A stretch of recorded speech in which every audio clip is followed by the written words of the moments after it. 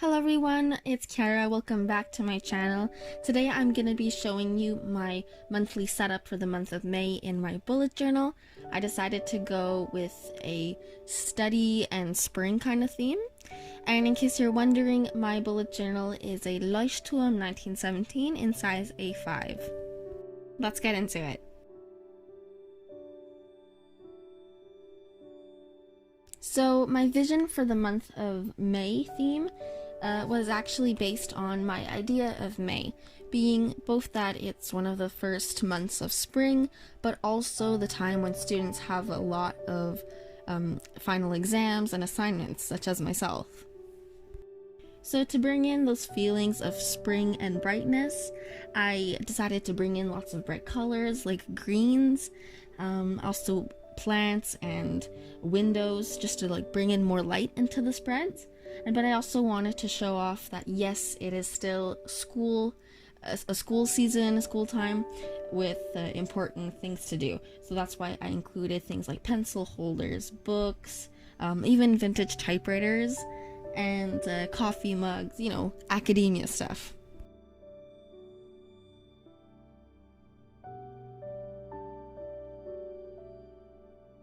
That's why for my May cover page, you'll see there's a big window in the background that just brings in light into the desk area that I drew, basically to remind myself to stay productive while still being able to enjoy the beautiful weather outside. Yes, and so I kind of mirrored that new life that's associated with spring with the hanging plants, which you'll see a lot of in these spreads. I'm really happy with them. And yes, there's more office supplies on the desk further down.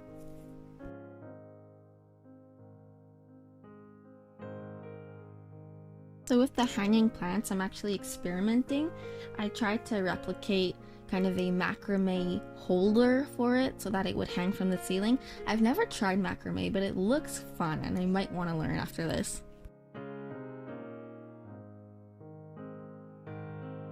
So the next spread that you guys see on the right is a routine page. Since we're all stuck at home in isolation, well, at least most of us are, I found that I'm lacking a lot of structure recently, and I decided that the best way to remedy that is by creating a new kind of structure for myself. So that's why I had the idea to come up with a routine page. I divided the page in half to include both a morning routine and an evening routine. And I think it'll just help me feel like my life is back to normal, or at least a bit more on track, and feel like I have more control over it.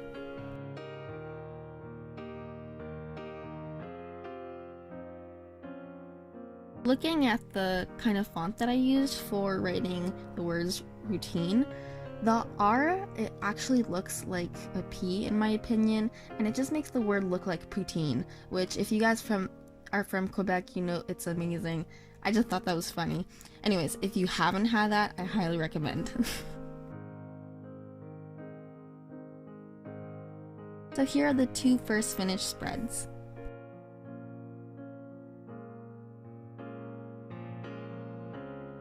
The following page is my goals and brain dump page.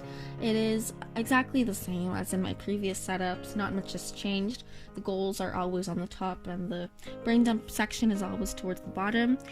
I use this in a way that for at least the goals, I divide my yearly goals, which I've made a spread for in my 2020 yearly plan video. Where I have all my yearly goals, I basically divided them into monthly goals, so smaller, more manageable chunks. By doing that, I make sure that they are more manageable, so I'm more likely to achieve them. And in the brain dump section, I just write down whatever notes I have in mind. If I need somewhere quick to write something down, that's where I'll just jot it down. You'll see in a lot of the spreads, I include little terracotta or clay pots for the plants. Recently, I've just absolutely fallen in love with that kind of rusty orange, kind of burnt orange color. I don't know why, I just absolutely love it. It's also like the color of the tiles on kind of Spanish Mediterranean houses, and that's my favorite architectural style. So it's kind of a nod to that, but I just really love the color. I don't know why. I used to have my hair dyed red, and that kind of faded into a similar color, so maybe that's why. Anyways, just one of my favorite colors at the moment. The next page is my favorite page. It's the to-do list spread. I decided to put this page right next to the goals and brain dump section, which I normally don't do, but it just makes sense to me now, since it kind of creates a productivity hub for myself, so I don't have to flip the page every time I want to see what I have to do. It's just in one section where if I have my journal open, I see everything I have to do, and it's just clear and organized. I think my favorite thing about this spread is how my to-do list is actually just a paper coming out of the typewriter. I feel like that's a really cool touch. I haven't really experimented with mixing my lists with my doodles before, but I really like how it looks, and I like the setup. The typewriter I'm drawing throughout these spreads is actually my own typewriter. My dad was going through his things, and I asked him if he had a typewriter, and he did. He actually had two. I got the mechanic one because it's a lot more difficult to use, and some of my siblings got the automatic one. So if you don't know what the difference is, that automatic, well, electric, you need to plug it in, and it's easier on the fingers, so you don't need that much force to type. But the mechanic one that I have, you really have to press hard with your fingers, so much so that after like half an hour of me using the mechanic typewriter, and then I tried to use my phone, I was basically hitting my phone because of how hard I was typing. I found that's funny. Anyways, I'll show you how the typewriter looks in a moment. Here it is. Isn't it gorgeous? It's a majestic 912. That's all I know about it. The next spread is a calendar. I normally don't include calendars in my monthly setups just because I tend to focus on weeklies and I get my calendar for there. But because now is exam season and it's a bit more stressful since everything is online, I decided it would be best to have a spread that would consolidate all of that, so I could just see everything in one shot instead of having to flip pages and only see what's due in like 2 weeks. Instead, I see everything that's due for the whole rest of the semester. So that was my idea behind creating this spread.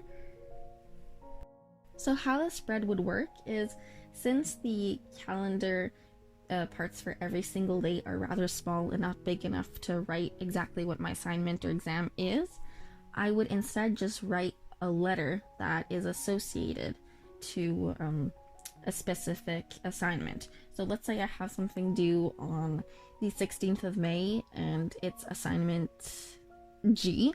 I would just write G, and in the spread next to that, which you'll see in a moment, I would further clarify what assignment G is. So I would say what class it's for and what exactly it is. Like that, the spread just doesn't look cluttered, but I still get to have an overall view of the month. And you'll see the little daily slots actually look like windows. Originally, I thought that it would be a cool idea, but when I first put it onto paper with my Sakura Pigma Micron, I thought, oh no, what did I do? It looks so messy. But I put it, so I had to commit, and I actually ended up liking it, and it gave it a kind of a rustic look because it wasn't perfect, and I actually ended up really liking that. So I continued doing a kind of imperfect window style in some of the next spreads, which you'll see later. So the next spread actually goes with the calendar. Like I said, it's the spread where I get to fully write in detail what my assignments are and assign a letter to each assignment. So assignment A, B, C, and then I describe what it is, what I have to do. I figured I would separate describing what the assignment is with putting when the due date is into different spreads, just to avoid it being too cluttered, so I could actually visualize it clearly instead. So originally I accidentally wrote the title as being finals seasons, but that was a mistake because there's only one season for finals. So I actually used my Jelly Roll pen to cover up the last S, and that worked really well. You can still see it a little bit, but overall it's a good product. And towards the bottom of the spread, there are just a couple more office supplies, really pulling in the fact that it's exam time and I've got to study and get the work done. I liked that I added a fountain pen on the bottom, but thinking back, I think I should have added an inkwell. I might add that in later, but yeah, I just really like the little designs I use and how it looks organized yet messy at the same time. But back to the fountain pen, I really want to learn calligraphy. So here is how the two spreads look as a pair. We are now on to my final spread of the setup. It is the first weekly for the month of May. I decided to keep up with the doodles, but still include a section to write what number week it is, so which week of the year, week 19, which I added on a little paper coming out of the typewriter on the bottom, which you'll see later. One big change for my weeklies compared to my past setups is that for this month, I decided to make, at least for the two first weeks, time-based. So every day, every column is kind of divided in hours, starting from 10 a.m. to 10 p.m., but you could change the times however you like to make it best suited to how you work and when you're up, of course.